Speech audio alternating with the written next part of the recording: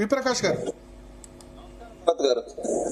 ప్రకాష్ గారు జైన్ అయ్యారు. ప్రకాష్ రెడ్డి గారు భారతీయ జనతా పార్టీ నుంచి మనతో పాటు ఉన్నారు. బీఆర్ఎస్ నుంచి మాజీ ఎమ్మెల్యే సుంకే రవిశంకర్ గారు కూడా జైన్ అయ్యారు.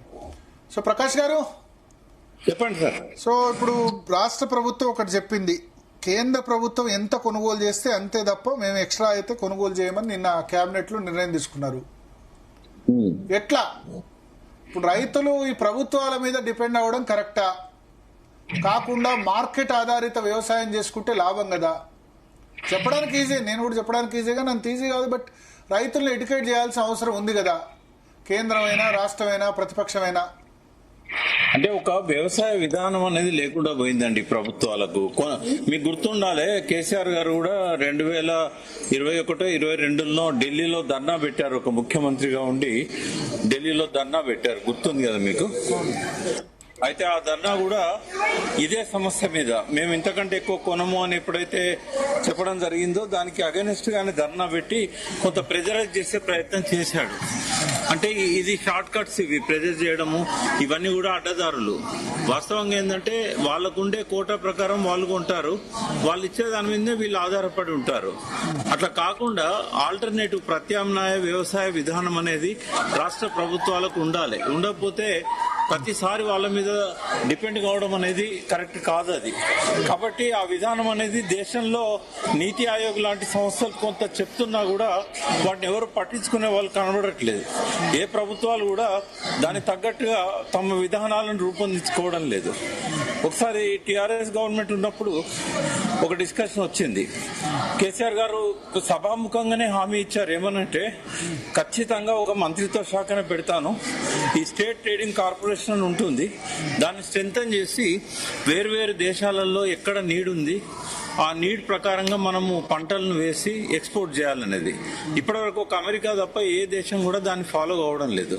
అమెరికాలో ఏంటంటే ప్రతి సంవత్సరం కూడా వాళ్ళు ఈ ఎల్నినో లాంటి ప్రమాదాలు ఎక్కడెక్కడ వస్తున్నాయి, ఏ దేశాలలో ఆహార ధాన్యాల కొరత ఉంది, ఎక్కడ ఎక్సెస్ క్రాప్ వస్తున్నది, ఇవన్నీ కూడా వాళ్ళు సర్వే చేసి క్రాప్ హాలిడే ఇస్తారు, లేకపోతే ఇది వేయొద్దని చెప్తారు, వేరే పంటలు ప్రత్యామ్నాయం చేయాలంటారు, 75% సబ్సిడీ ఇస్తారు వాళ్ళు.